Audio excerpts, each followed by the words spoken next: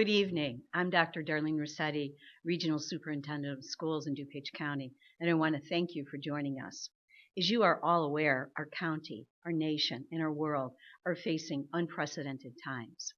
We have been brought low by a tiny microscopic virus, but tonight and in weekly sessions to come, we are going to learn about controlling what we can, harnessing the power of community during a crisis, and helping our friends and neighbors not only survive but thrive in the midst of deep disappointment, fear for the future, and grief over what we've lost because of this pandemic. DuPage County has always been a leader in the state of Illinois, creating policy that reaches beyond the physical to programming that tends to our community's mental and emotional well-being. We in DuPage County assisted Illinois in being the first in the nation to adopt social emotional learning standards, and we continue to provide the leadership for deeper implementation and continued sustainability.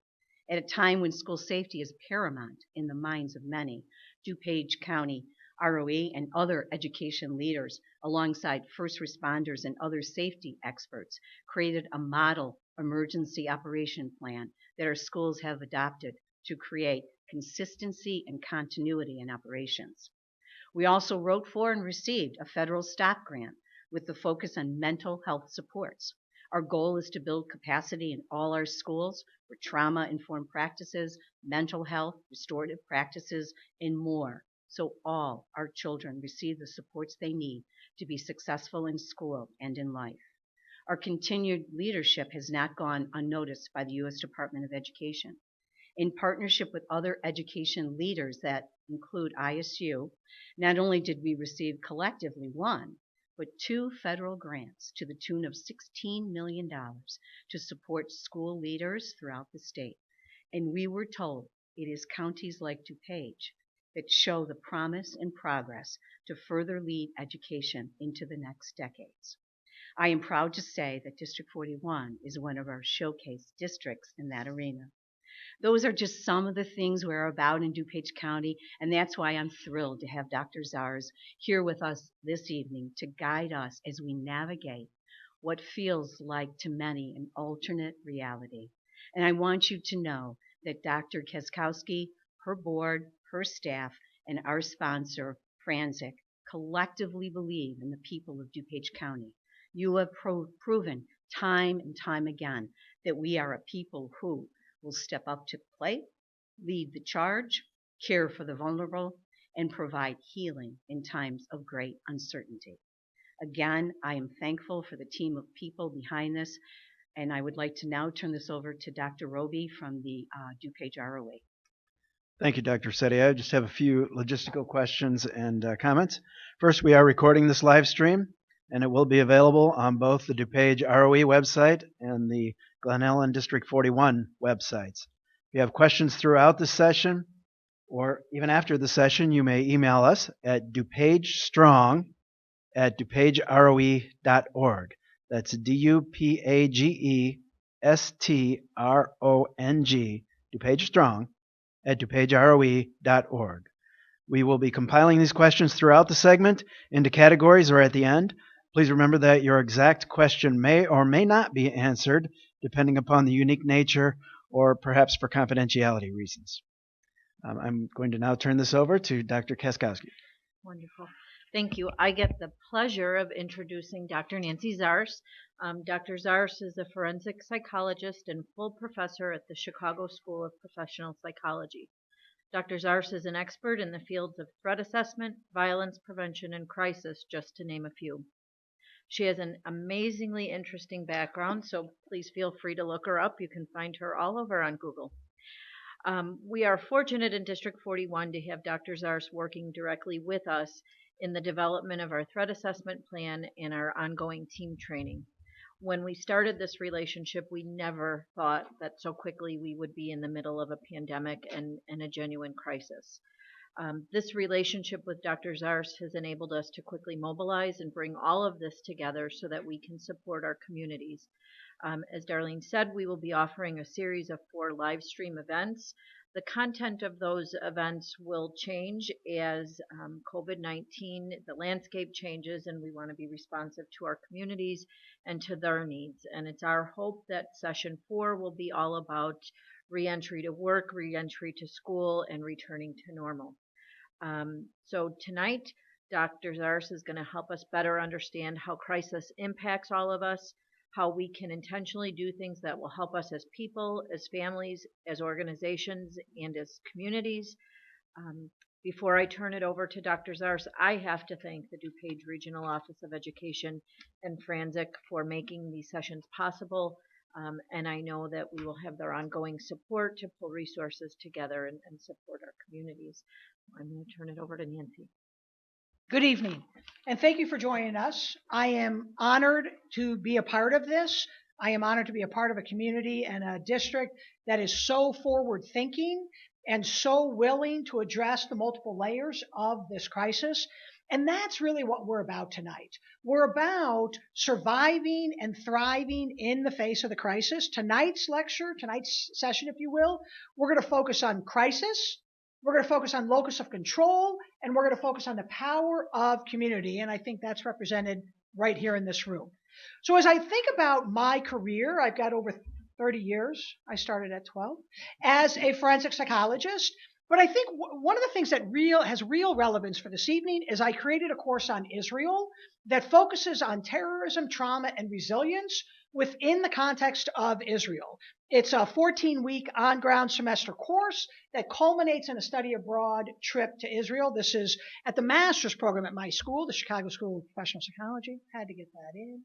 So one of the things that I have come to do as a result of that decade of work is hear from survivors, hear from the people themselves about how they navigate, whether it's a crisis that's short-term or long-term. And as someone who is former federal law enforcement, again, the notion of how do our military, how do our law enforcement, how do even victims of crimes, victims of natural disasters survive in the face of crisis? When we look at this one in particular, what we're looking at with this global pandemic is multiple layers. And when this actually first struck me, when this first hit, we were all focused on the medical and the scientific. What was the nature of the disease, of the virus? What was the nature of infection? How was that rolling out across the world and eventually into America? And all of the issues that fall under that first layer, the medical layers, the social distancing, the remote teaching, that all of us in this room are a part of. Me at my graduate school, we're in the same boat. So those are massive transitions, but that all falls under the medical and the scientific. The other layer is the psychological. And when this really struck me, and this is an odd thing that caught my attention, was the run on the grocery stores and the fact that there was no toilet paper and there was no disinfecting wipes. And I was one of those people that hobbled into the store and saw just shelves and shelves, entire, as big as this room, shelves, 4 or 5 deep, with not a piece of toilet paper, not a square to spare, as Seinfeld would say. And that is really what is part of what sparked in me the notion that we have got to attend to the psychological level.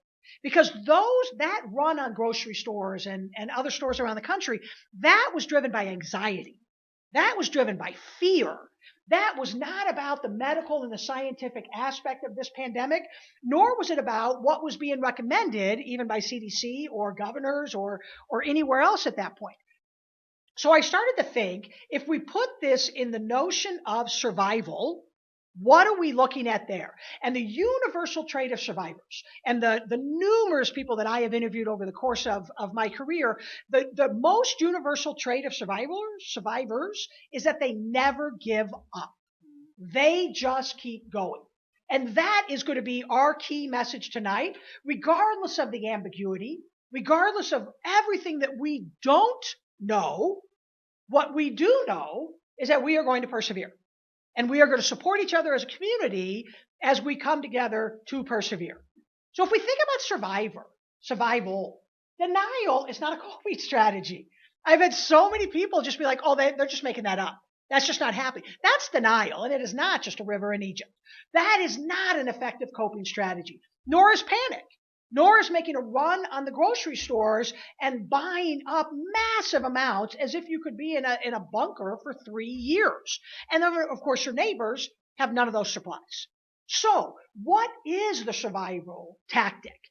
And if when you do the interviews, when you do the research, the reason that people survive is that they are mentally prepared. And what they say is that what you tell yourself is what you do. So I was fortunate enough years ago to hear a police officer by the name of Stacy Lip. And she was an officer with LAPD. And she was driving home from work one night. It was a long day. She was tired. She wasn't really paying attention. She was off duty. She did not realize that she had been being followed for 30 minutes by a car with a couple of gang members inside. Their intent was to murder her and steal the vehicle. And the reason why? The guy wanted to impress his girlfriend. There you go. So she's driving home. She pulls up in front of her house. She gets out of the car. She does what she does every night, not what she is doing that night with any sense of foreboding.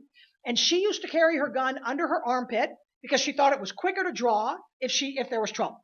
So she gets out of the car. She does what she always does. She puts her gun under her armpit. And as soon as she gets out of the car, she is met with a man who is coming at her with a gun. She immediately drops into a combat stance, yells, "Police, stop." He did not heed that warning. He did not comply with that police command. And he shot her point blank in the chest with a .357 Magnum. Point blank. She stumbles back. Luckily, she was in the car door in that V, and so that kept her from going down. She immediately returned fire. She hit him in the shoulder. He goes around the side of the car. The damage was severe, heart, lungs, all sorts of things, significant, catastrophic damage. And she is immediately struck with excruciating pain, and she literally thinks, I don't have time for the pain. He's still out there, and he could come back. So at this point, she starts to go along the side of the car. As she's getting ready to round the corner, she's immediately thinking, what is he going to do? Where would he be, and where would he logically expect me to be? So where's he going to fire? She ducks, comes around the corner. He does engage in fire. She returns fire. He goes down. She goes back around the car because she also is thinking now, even though, again, still in pain, there could be other assailants and they could be coming after her.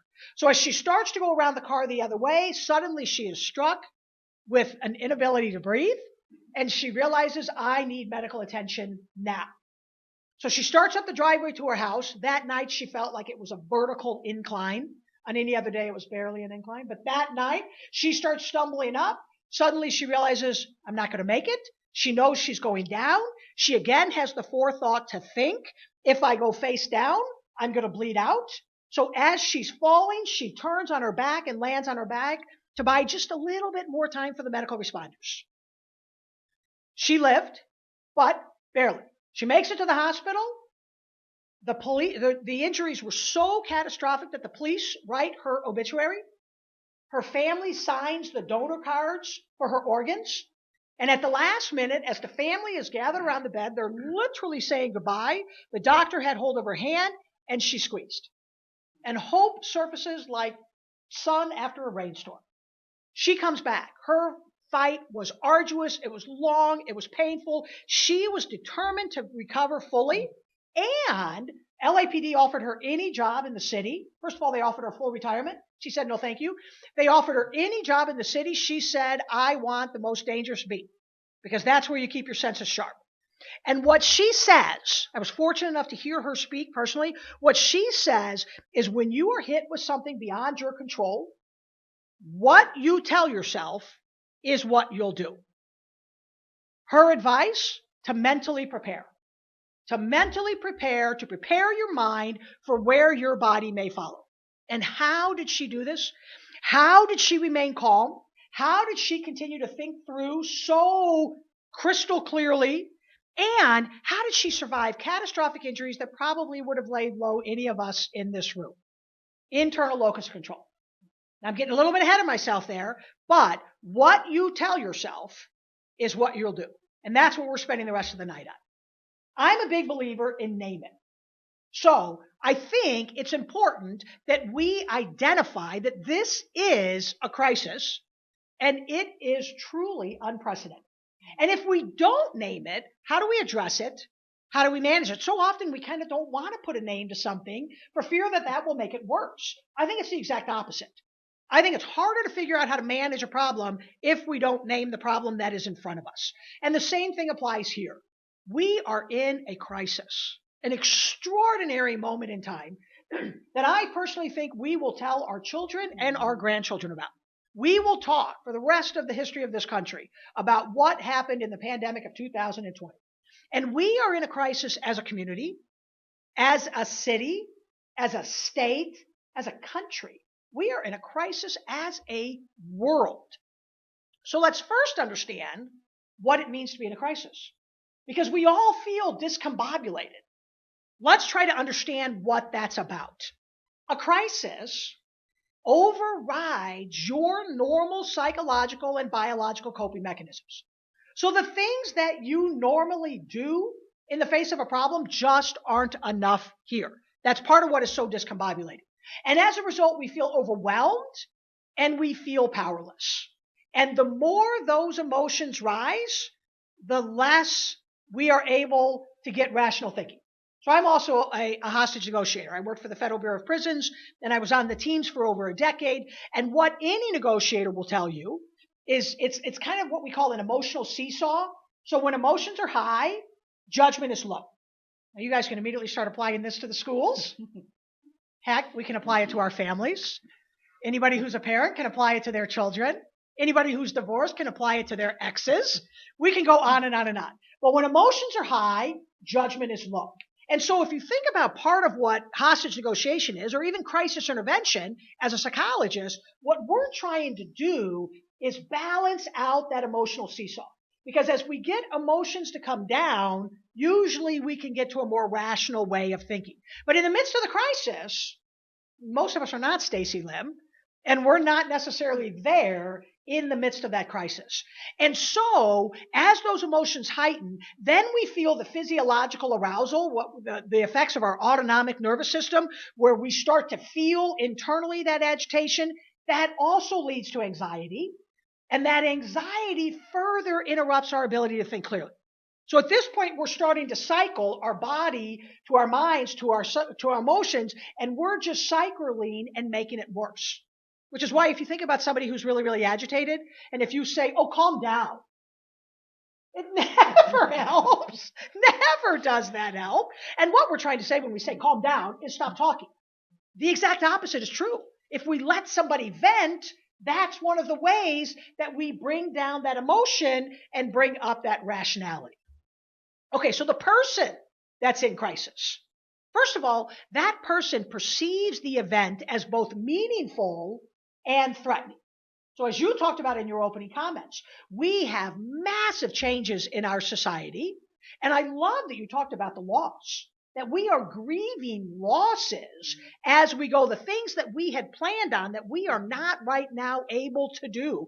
And every single one of us who is under any kind of shelter in place, any of us that are working from home, we are losing some of what our normal way of life is. Not counting the fact that if we're at home, maybe some people didn't really want to spend that much time at home. And some of the children that are there maybe did not want to spend that much time. So we are now spending time at a place that maybe not all of us really want to be. So we perceive that event as meaningful and threatening. And again, our usual coping mechanisms are not enough. It's not enough to lessen the impact. And then we feel more fear, and we feel the tension and the confusion, which again raises our level of subjective discomfort. And then we proceed rapidly into that state of crisis, which is that state of disequilibrium. So when we say, many of us, that we feel off balance, it's because we are. Let's just own that. We are off balance. And the message that I think we can keep giving to ourselves and our students and or our children is, let's own that. We get to have that emotional experience. We don't want that to dictate what we're going to do. So we want to separate how we feel from what we do. But one of the things that we want to do is provide the space for people to be able to vent how they feel about the changes and the losses. Okay, so we have typically 3 layers to a response to a crisis. First, we have our physical layer. That is the fight or flight reaction. Again, that heightened autonomic arousal where you kind of puff up and you have more blood flowing and you're focused on that physical response to either leave, run in a panic, or stay. We're on what we call alert status. We are hyper vigilant during that time and we are hyper aroused. And that's not a healthy place to remain. What we want, what our body wants, is for that to be a temporary state. There's a threat. We get hyper aroused, we respond to the threat, we eliminate the threat, and we return to our natural homeostasis. When the threat goes on, like with this crisis, it's harder for us to return to our state of homeostasis. That's a goal, but that's why it's hard. Then you've got the emotional response, the shock, the disorientation, the numbness. And I think that's part of where the denial comes from. We can't sometimes quite compute what is coming into our senses. Like what do you mean the entire country is on pause? What does that even mean? That has never happened in the history of America. And some of the young people that we're dealing with, my students at the graduate level, the students here, they keep thinking, they look to us, they're like, well, what'd you do last time? There was no last time. It is truly unprecedented. Not in the Great Depression, not in the Great War, not even in the Great Recession. We have never been in a place like this. And that's part of what is so scary because we want the answers. We want control and we want those answers. So then you've also got your cognitive response. It shatters our belief systems and it contradicts our view of ourselves and our view of the world. Because if you think about it, most of us think that good things happen to good people, that justice prevails in the end, that the world makes sense and it will be fair. Bad things are happening to good people right now. The world does not make sense, and emotionally, it's not fair. We didn't do anything that put us here. And so that emotional response also carries out in our cognitive thinking. And our belief systems are shattered. And sometimes we really have a hard time understanding that. You know, Stacy Lim, the LAPD cop that I talked about in the beginning, she said part of why she gave chase was she was angry. She was perturbed. She used a different word. And part of what she was so angry about was that in her experience, when a cop gives a legitimate command, you're supposed to listen. The guy didn't listen. She was actually more upset about that than she was about actually being shot. That is a shattering of a world view. And that was part of what was going on in the crisis for Stacy. Now, we can also connect this to a critical incident. And we tend to think of critical incidents more in terms of like a law enforcement officer who's being shot at, or maybe we think of a firefighter. But if you look at the definition of a critical incident, it's that you're subjected to serious jeopardy with an unusually strong emotional reaction with the potential to interfere with our functioning. We're here. That is the global pandemic that we are currently in. We are subjected to serious jeopardy. Look at the way we are seated in this room. We are demonstrating and modeling social distancing, and it is because we could die.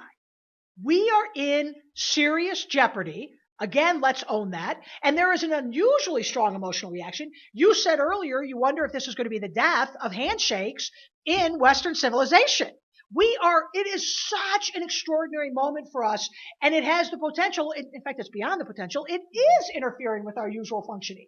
We are not teaching in our schools. We are not working at our job sites. This has interfered. We are not traveling near to the extent that we were. Conventions, conferences, all of those are being canceled. So what are the characteristics of a critical incident? It is sudden and unexpected. It disrupts our sense of control. Let's come back to that one. That's a biggie. It disrupts our beliefs and values and assumptions. It damages. It has a life threat. And there's an emotional trigger or possibly a physical loss. Again, we are here. This crisis, we're not sure that it was quite as sudden and unexpected as it feels. There are certainly those who were predicting this. We were in denial as a country. Let's just own that. We were not quite willing to accept the magnitude of what was coming or the magnitude of the response that we needed to do, that we needed to make to be safe. So it feels sudden and unexpected. It absolutely disrupts our sense of control. We're going to come back to control time and time again. And the emotional trigger, and the physical loss. And the physical loss isn't necessarily just the jobs or the school. It's the financial losses. We have an all-time high record, and we could keep going. We have an all-time high record of unemployment in America. We have an all-time high record of the greatest financial hit to the stock market. And that implies if any of us were planning on retiring in the next year, that's not happening. Now it's going to come back. Let's have faith. Let's write it out. But we are looking at staggering physical and financial losses. And that absolutely is another layer. It's not quite medical and scientific, so it's falling into the psychological impact on us. And think about those of us that are parents. If we are suffering those financial losses, how do we feel about how we're going to be able to provide for our families? And if that is the priority, where is the priority of education during this time? So there's just so many layers to all of this. That critical incident is the stressor event that then initiates our crisis response. So again, our psychological homeostasis is disrupted. I'm off balance physically and emotionally, which makes it even worse. My usual coping mechanisms are failing. And as a result, I have evidence of distress and dysfunction. I love what you're talking about the resources and the emphasis that DuPage is putting on mental health. This is a time that absolutely everybody who's listening, we need to be paying attention to distress and dysfunction, and we need to be taking care of the vulnerable among us. Now, what are the effects of a stressor? It, oddly enough, is not just the event itself. That's one layer of that. So what is the actual event? What's its intensity? What's its duration? What's the level of unexpectedness? So if you think Stacy lived, the intensity was extraordinary, catastrophic physical injuries. The duration was pretty short. It was minutes and completely unexpected. This crisis is different because the duration is so far long and we're not even sure where we are. So we're already looking at a couple of weeks of massive disruption to our regular lives, and we're not sure if that's going to resume at the end of that time. So that is part of what's going on here. Then we've got primary and secondary victimization. So maybe I've lost my job, that's a primary victimization, or I'm friends with you and you've lost your job, that's secondary victimization. Maybe I've gotten sick, primary victimization, but maybe my parent is in the hospital or maybe has died, secondary victimization. So that is part of what's going on here. And then the mental health of the person. And we tend to think of mental health after a crisis. I want you to think about it before, as well as previous experiences. And look at the picture. It's not the load that breaks you down, it's the way you carry it. Most of us, if we figure out how to carry a load, can carry most anything. Part of what we're trying to do tonight is help DuPage, help Glenn Ellen figure out how to carry the load in a more manageable way. So let's break those down. The impact of mental health. We really tend to think about mental health after the critical incident. It's relevant before the critical incident, and it's relevant during the critical incident. And mental health falls, there's several issues there. You've got your attitude, you've got your pre-morbid function, which means what did you come into the event with, and then your typical reactions. Let's spend a minute on attitude. And any school in America, any school anywhere in the world, can spend lots of time on attitude. It's certainly something that we revisit often, as would any good workforce. Attitude is absolutely crucial, and it is during a critical incident as well. Do you have a positive attitude, and are you basically optimistic? Now, we don't want to be at either extreme. We don't want to be such a Pollyanna that we don't ever acknowledge that we are maybe in a crisis. But on the other hand, we don't want to be so negative to think that we're going under. We're not going under. The trick is, how do we figure out how to survive and even how to thrive? So we want that basically positive, and know that we're going to have bad days. We're going to have days where we feel cabin fever. We're going to have days where we snap at each other. We're going to have days where we're not sure what's going on, and we're going to look for someone to blame about that. But we want to be able to regroup and get back to a basically positive attitude. And what was your attitude coming into this fight? Now, it's not too late. We have enough time to readjust even now. But what is your attitude coming into a fight? Are you the kind of person that digs in and stays in the fight until you win? Or are you the kind of person that just kind of throws up your hands and you give up? Obviously, we want the first and not the second. So if we know people in our lives who are more inclined to give up, we need to help bolster them so that we all have a positive attitude going in. And what your attitude is coming into the fight, even though our usual coping mechanisms are failing us and we're not quite sure what to do, that attitude will persist. And eventually we're going to come back to that attitude. And then we also need to bolster our mental strength throughout all of this. What are your previous experiences? What have you done in the past that you can bring to bear on this crisis? Do you play sports? Do you play an instrument? If you think about that, what you've got in either one of those activities, are you in drama? Are you in speech or debate? Pick an activity. Do you play chess? I don't care what it is. All of those skills, all of those previous experiences rely on discipline and perseverance. Because none of us are great initially. Some of us don't even achieve greatness. But even if you think about a Michael Jordan or a Michael Phelps, think about the Michaels. If you think about those folks, we tend to say, oh, they were a natural athlete. No. Michael Phelps practiced 8 hours a day, 6 days a week for 4 years to earn those 8 medals at the Olympics. Now, is he a natural athlete too? Probably. But let's consider what is the skill that is underneath. We then need to bring that skill to bear, that sense of practice and discipline and perseverance to this crisis. So here's what I want you to think about. Anything you've lived through is practice for this. We just need to learn how to adapt that. Have you already lived through a natural disaster somewhere? Have you lived through some other kind of crisis or trauma? If so, we need to apply those experiences to this moment, because what we know in general is that how you live your life dictates your response in a crisis. Think about that. And we can change that now. We can change that going forward. The key takeaway is that surviving the critical incident involves both the incident itself and successfully navigating that incident, so the global pandemic itself, but also the unique elements that we bring to the situation, our psychological strengths, and our unique experiences. And if you have a strength that I don't have, if you have a strength that I don't have, how can we as a community pool our strengths so that everybody survives this crisis? Now, we've talked a little bit about locus of control. So let's go back to that.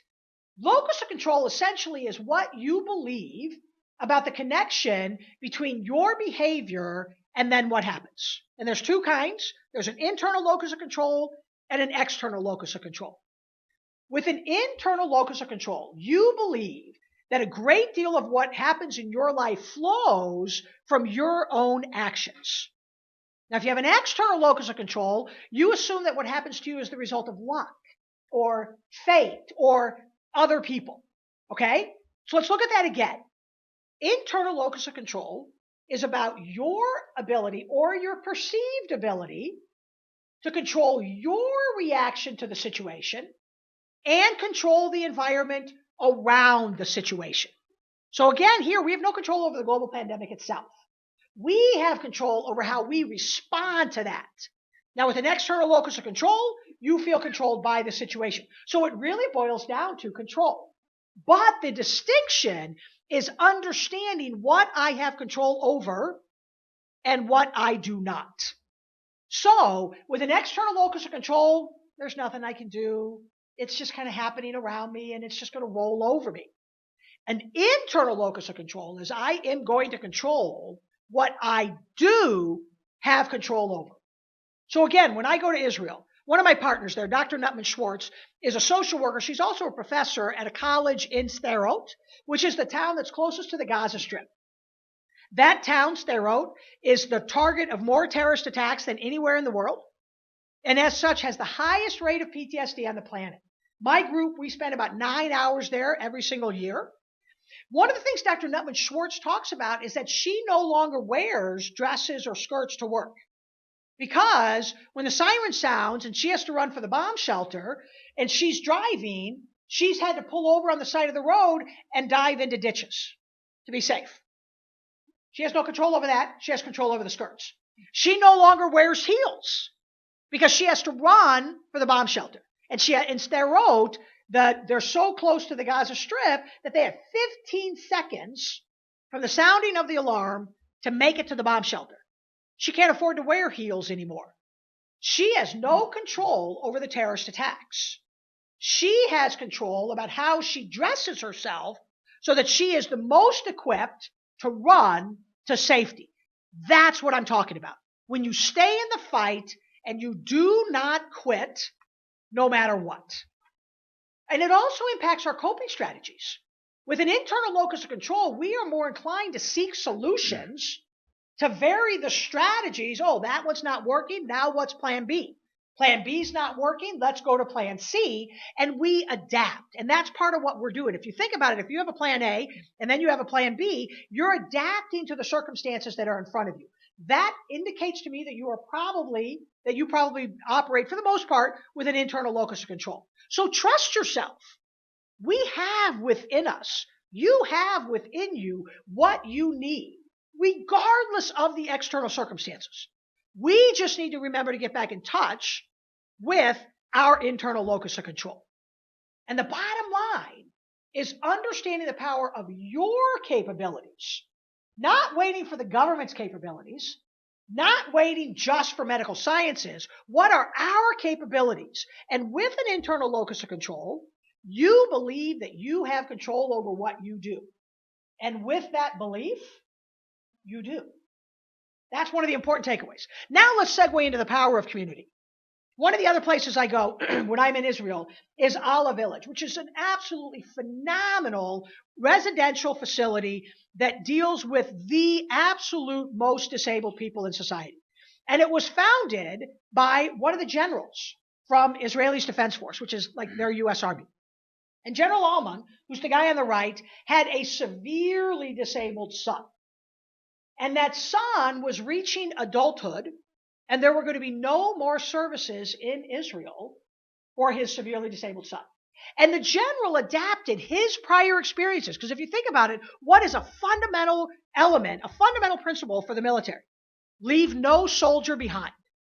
He applied that concept to the most vulnerable people in our society, and he says that the strength of humanity is measured by how we relate to our weakest link. Now, he took it far more seriously than most of us would. He founded this phenomenal village, and my group gets to spend 3 hours there every year walking around, seeing it, interacting with people, and the general himself talks to us. It is absolutely inspiring.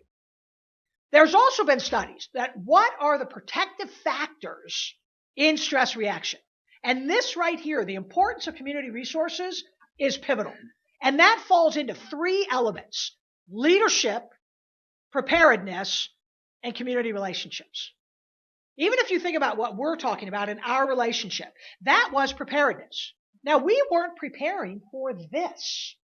We were preparing for a different kind of potential crisis. And one of the things we say when we are preparing is we want to establish those community relationships in advance. We do not want to be exchanging business cards in a crisis. If there is, God forbid, school violence in our schools, we don't want a police officer in our schools for the first time at that moment. We want those relationships in advance, and we want the preparedness. And as a result, we were able to adapt to the crisis that actually is in front of us. The 3 of you were able to demonstrate extraordinary leadership to bring together a forum to foster preparedness and to foster community relationships. This right here is absolutely impressive. Now, when we think community, when we think survival, we tend to think of individuals, how I'm going to survive. I want us to think about communities. So I want us to think about Churchill. Let's think about at a countrywide level, because that's where we are. Think about Churchill in Great Britain during World War II. He was faced with the decision, do I appease Hitler or do I defy? And if I defy, how do we defend our nation? Because defending the nation was a terrifying prospect, and it was going to be deadly. The British people were going to sustain massive casualties, and it was going to be very costly. And since he decided not to appease, he decided to defend, he then had to convince the country and show that kind of leadership and preparedness to bring the British people along with it. So one of his speeches, May 13th, 1940, to the British House of Commons, he says, we have before us an ordeal of the most grievous kind. We have before us many, many long months of struggle and of suffering. You ask, what is our policy? To wage war with all our might and with all the strength that God gave us. You ask, what is our aim? I can answer in one word: victory. Victory at all costs. Victory, however long and hard the road may be, for without victory, there is no survival. Now, obviously, I cut and pasted from that speech because I think every word there applies to the crisis we are in. This is similar to what we face. Their road ahead was long. Our road ahead was long. Because even no matter how long we are out of our jobs and out of our schools, the recovery to get America working again and get the companies moving and get the travel industry and the airlines and get the financial markets, we are looking at a long and significant struggle.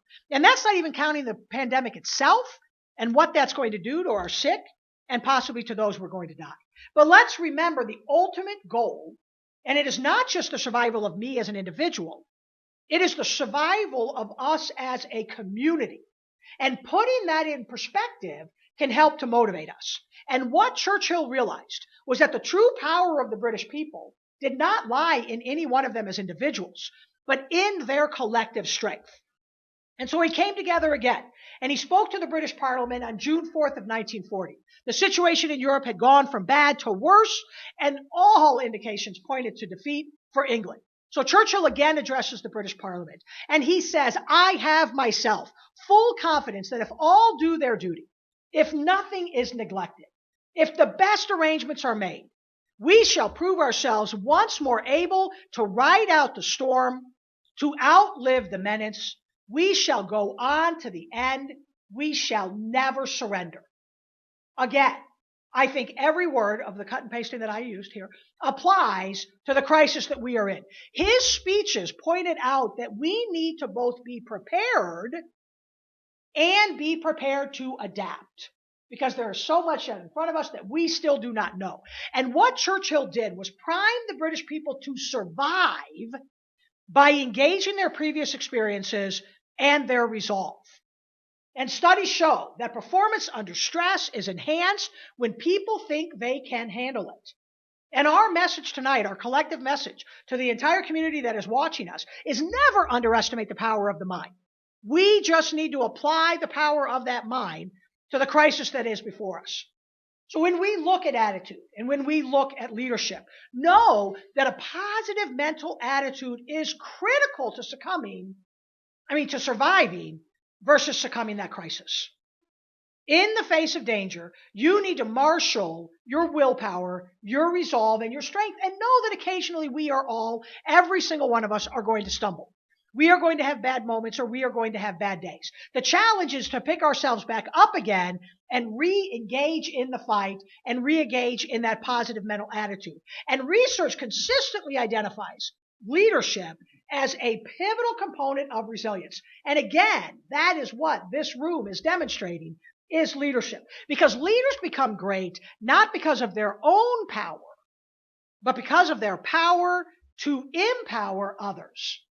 And that is what the regional office and this school district is trying to do right here. So how do we engage our collective protective factors? How can we identify and engage them? What is our resolve and our past experiences and our values? This is not the first crisis we have faced.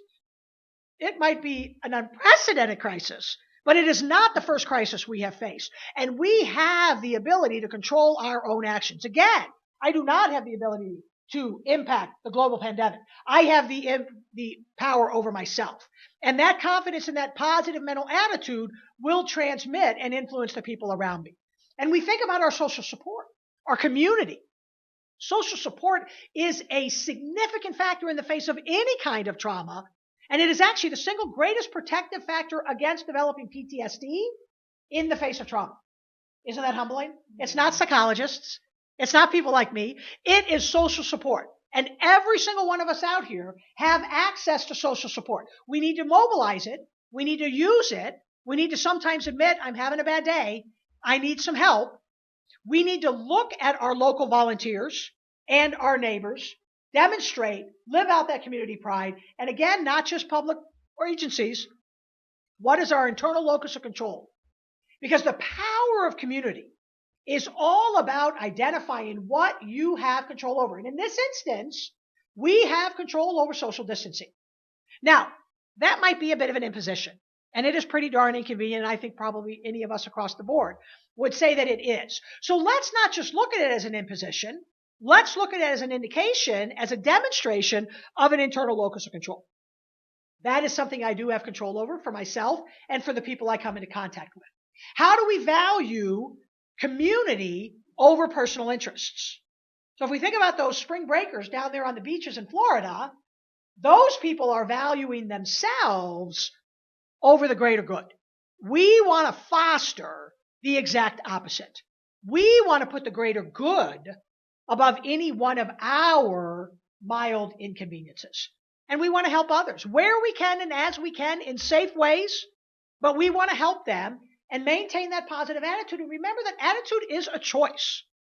I love quotes, quotable quotes. Remember those from the Reader's Digest? Absolutely love quotable quotes.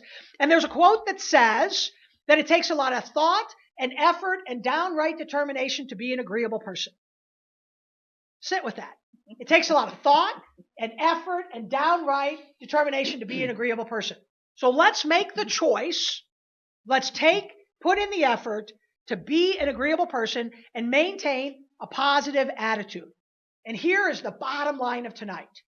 Henry Ford's quote, whether you think you can or whether you think you can't, you're right.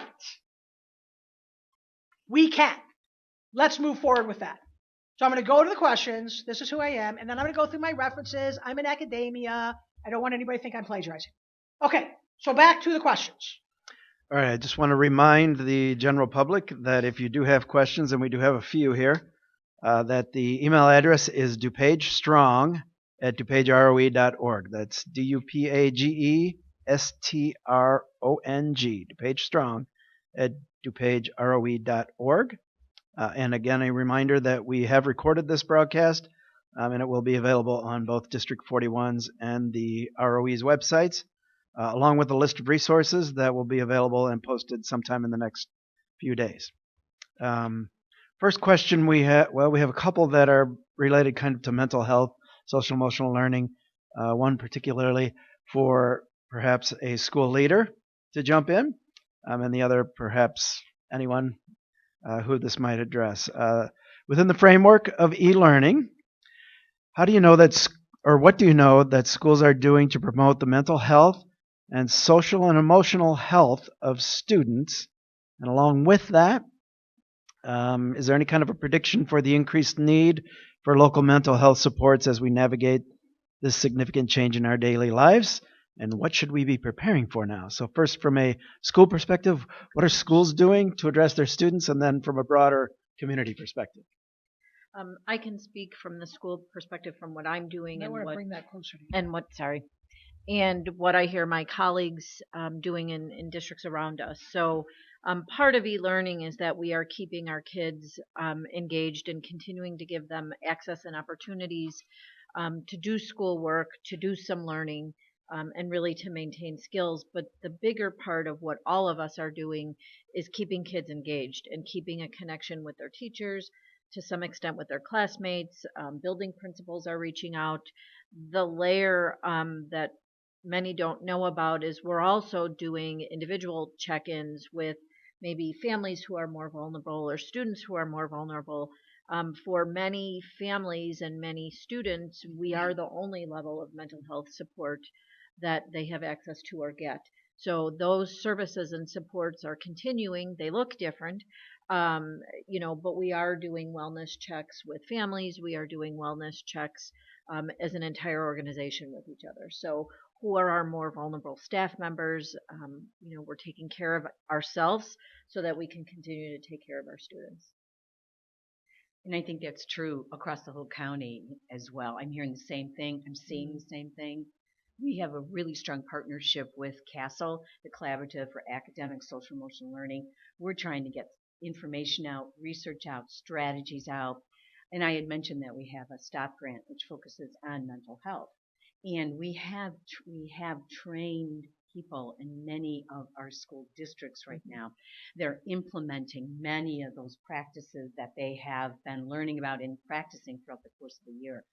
I cannot tell you, there's just the volume of our teachers that are just making those phone calls every day, just those check-ins. I think parents are so grateful. I'm getting even comments, and I'm sure you are too, you know what, from our parents that are saying, you know what, I don't know how we could do this without you. So like, as you said, it is a Power community of the effort. community. It is so powerful, and we're seeing it. I think our challenge right now, though, I'm not sure, we'll have to think about this a little bit more, but there seems to be a lot. Now, how do we kind of work to, what I mean, to balance it so we're not overloading, too. So then you don't know where to go. You've got so much stuff coming at you as well. And know, too, that people's insurance, one of the things with the mental health parity law is that we can use our insurance to get to providers as well. And a number of mental health services right now are converting to telehealth. So that some of them you still can go in, obviously in person, psychiatric hospitals and whatnot, but you can also access mental health services remotely. Okay, thank you. Perhaps one for Dr. Rossetti. We understand that the governor made the initial decision on closing schools and determining the classification of Act of God days. Do we have any idea what the future holds? Who will make the decision? And if or when students may be returning to school this year? Let me start by saying here's one of the things that I know about our school districts here in DuPage County, and that is they will always make a decision in the best interest of their children and of their staff. I've seen this happen early on in this scenario on March 13th when we had to make a decision. No one told us we had to do it. No one said, this is it. We just knew this was the right thing to do. Things were speeding up. There wasn't a lot of guidance at that time, and the districts just stepped up to the plate. We have, and I think it's our government and our state and our local county have gotten more coordinated with their efforts. We are looking every day to, what's coming down the pike. What are the experts saying? What is the research? And what is in our control and what is not in our control? So I think that is what is so critical. And we'll continue to I know our districts will continue to take steps in always doing in the best interest. If they feel it's not safe for their children to be in the schools, they will make that decision. But we are looking again to the community. We're looking to the state to really, in many respects, speak to one voice because we can control that. Mm-hmm.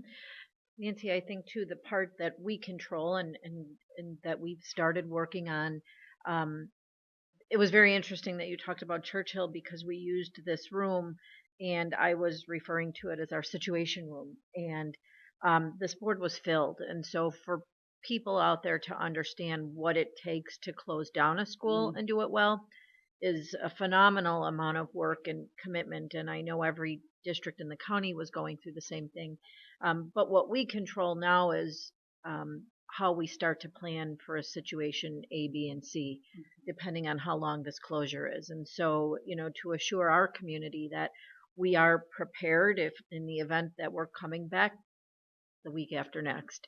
But we're also preparing for this closure to go far longer. And we've even started the work of what does next year need to look like in spite of this closure, however long it might be. So, to assure people that none of us are sitting back and waiting for that to be here, that work is already taking place, and then trying to roll out our plans to sustain. We see this that we may be in this for the long haul. So, as you said, there's been so much done. What I hear from colleagues and just what I know teachers and people and everyone in this district are doing, we can't put it all out there week one.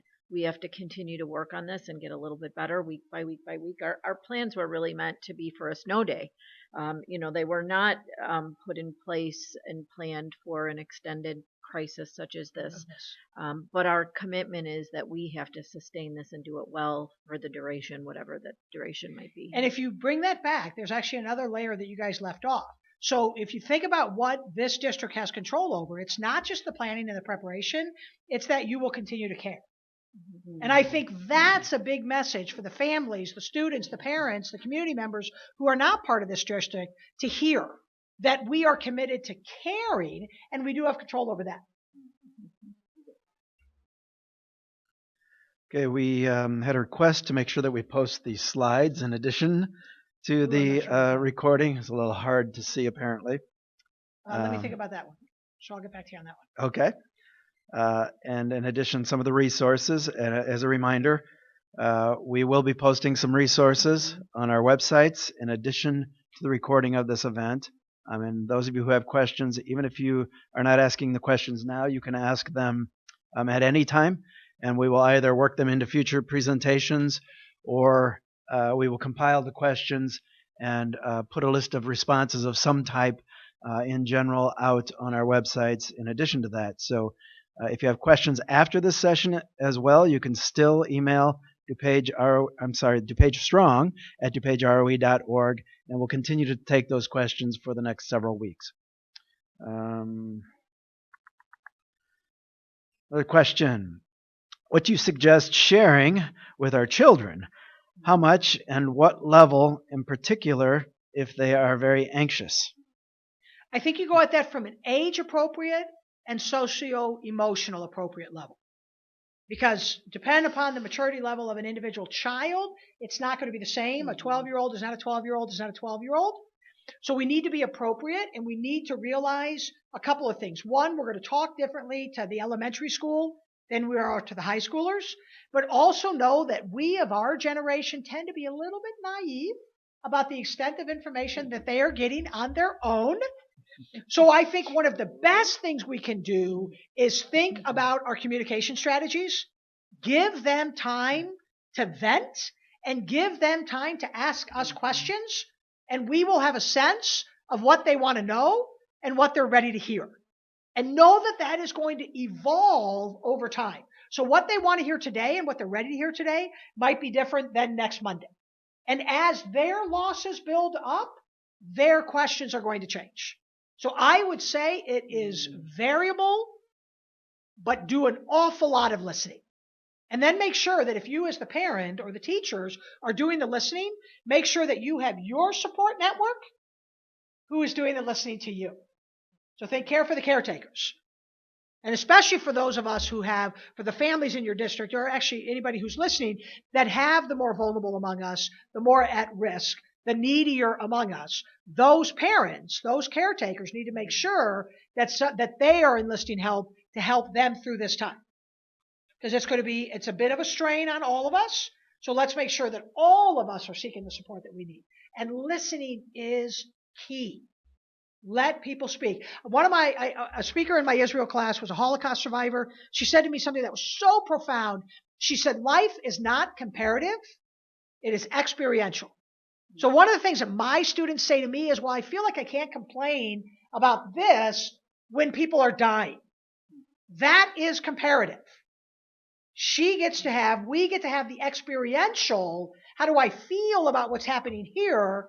And that doesn't take away in any way from the fact that I feel badly that somebody over there is dying. So we get to give people their emotions and listen to them. And remember that emotional seesaw, because none of us make our best decisions when we are emotionally distressed. And this is probably a good wrap-up question here. Well, for anyone, I guess. What should be a significant or the significant takeaway as it pertains to how the academic community responded to the crisis management given that students and parents' perceptions of school roles in the transition during this time have changed in a crisis? So what's the significant takeaway as to how we responded? Significant takeaway is different than the region or the school district. It's hard to read these and quickly respond. The key takeaway for me is internal locus of control. You have control over what you have control over, regardless of what is happening in the environment. I think that's my biggest takeaway. And then how do we foster community? In terms of the district, now I'm not one of y'all, but I'm not sure that the roles have changed. The location has changed. I don't know that any of you have changed your roles as teachers or administrators or parts of the community, or you're looking out for, again, the vulnerable, and how do we also challenge the most gifted among us? The location has changed. The modality has changed. But I don't think any of your all's roles have changed. No, I think the work looks very different because we're doing it from different places. The modality, and the we're location. And we're operating under a lot of unknowns, and so we're trying to plan around and through all of those unknowns. The takeaway, I guess from a district perspective, the takeaway that I would like people to leave with is the exceptional amount of planning that has gone into getting to where we're at so far and will continue to. We are, I was telling somebody the other day, literally we're starting at 7 o'clock in the morning on webinars, and some days it goes through 7 at night. And just the massive amount of planning to make sure that nothing falls through the cracks and no one falls through the cracks of putting processes in place so that we're taking care of families, but that we're taking care of ourselves as well. So this has been just something that you couldn't plan for. I mean, people have said, well, we should have seen this coming. It was on our radar when it became on our radar, but we literally closed schools down, put an educational piece in place, put in a wellness check for people. We're serving meals, we're clothing people, we're collecting donations, and then we're also reaching out to help others in the community. So, and we will continue to do so. I believe our work will change as we go through these sessions and we learn from you and we hear what people need. I think the key takeaway is I hope people feel like their children and their families are in really good hands, because we are working hard to make sure that we're doing everything that we possibly can do.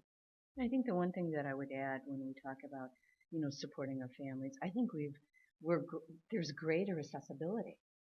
We're virtually online. There's different ways. So it's like, it's harder to be with each other face to face.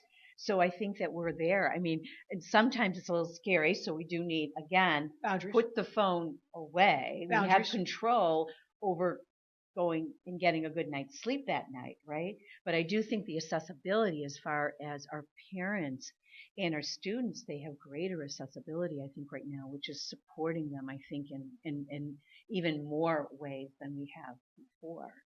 And I think my takeaway is just very simple. I really have always believed, and you really have reinforced it today, just the power of we. Any other closing comments? That would be you two. You know what? I would just like to express our appreciation to Darlene in the regional office and Mike, and to our partnership with Franzik, who is committed to share the latest and greatest resources with us to share with the communities during this process. And just I look what the next 2 sessions will be. I look forward to session 4, because that means we're getting ready to come back. So, thank you for letting us. And thank you for having me.